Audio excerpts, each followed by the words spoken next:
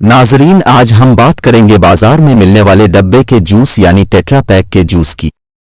इन जूसों पर बने हुए फलों की तस्वीर क्या इनके असल फल से निकाले जाने के सबूत के तौर पर काफी है या सच्चाई इससे बिल्कुल बरक्स है?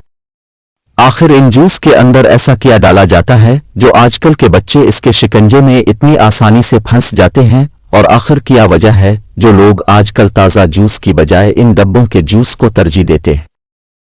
टेट्रापैक जूस का आगाज 1951 में एक स्वीडिश कंपनी ने किया, जिसका मकसद दिन भर की मसरूफियत में टाइम सेव करना था। यानी घर पर ना तो फल काटने पड़े, ना मशीन में जूस निकालना पड़े, और बाद में जूसर मशीन को भी धोने और संभालने की जरूरत पेश ना आए। यानी रेडीमेड जूस बाजार से लाकर इस्तेमाल किया जाए। अमेरिका और यूरोप में लोगों को ये जूस के डब्बे का आइडिया बहुत पसंद आया और तकरीबन हर घर की फ्रिज में ये जूस के डब्बे पड़े होना आम बात थी। देखते ही देखते टेट्रापैक के जूस की डिमांड इतनी बढ़ गई कि कंपनी के लिए सप्लाई मुश्किल हो गई। सप्लाई कम होने की एक वजह यह भी थी कि ये जूस सिर्फ 2 दिन में एक्सपायर हो जाता था और उसकी ट्रांसपोर्ट के लिए भी फ्रिज वाली गाड़ियां इस्तेमाल होती थीं। कंपनी ने इन मुश्किलात का हल निकालने के लिए इन डब्बों में ऐसे केमिकल डालने शुरू कर दिए जिनसे जूस की एक्सपायर होने की तारीख बढ़ जाए और उन्हें आम गाड़ियों में ट्रांसपोर्ट किया जा सके। उन केमिकल्स को प्रिजर्वेटिव्स का नाम दिया गया।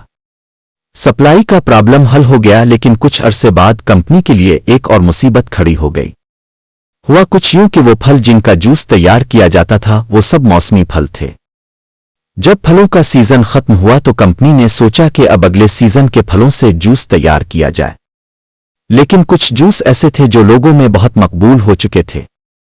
लोगों को जब पसंदीदा फल का जूस इस वजह से ना मिला कि फ्रूट का मौसम खत्म हो चुका था, तो कंपनी की सेल अचानक से गिरने लग गई और कंपनी लॉस में जाने लगी।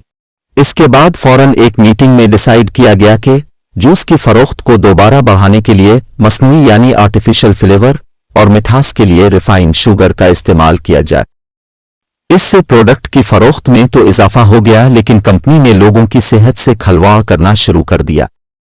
कुदरती फलों से बनने वाले जूस की निस्बत ये आर्टिफिशियल अज्जा से तैयार होने वाला जूस कंपनी के लिए बहुत मुनाफा बख्श साबित हुआ। इसका रिजल्ट ये निकला कि कंपनी ने फैसला किया कि अब से जूस आर्टिफिशियल अज्जा से ही तैयार किया जाए।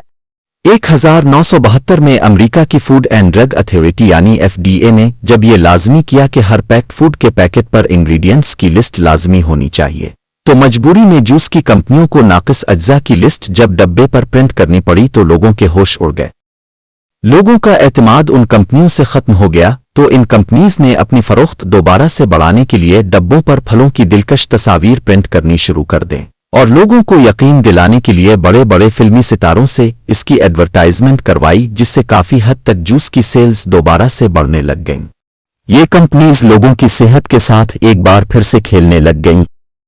आज इस सब का यह हाल है कि बड़ों से ज्यादा बच्चे इस नाकिस जूस के डब्बों का इस्तेमाल अपनी मामूल की जिंदगी में करते हैं।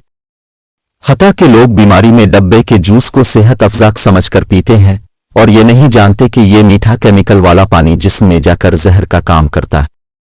इसमें न ही कोई ताकत होती है, न ही कोई ग़िज़ाई अनासिर।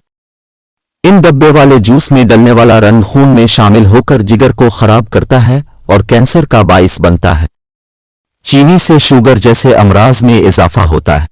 अगर हमें अपनी और अपने बच्चों की सेहत का ख्याल रखना है तो अपने घर में डब्बे के जूस और कोल्ड ड्रिंक्स पर सख्त पाबंदी लगानी होगी।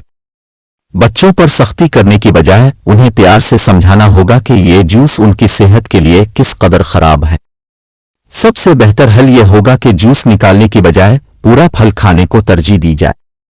अगर घर में बच्चे या बुजुर्ग फल नहीं खा पाते तो उन्हें ताज़ा फलों से रस निकाल कर दें।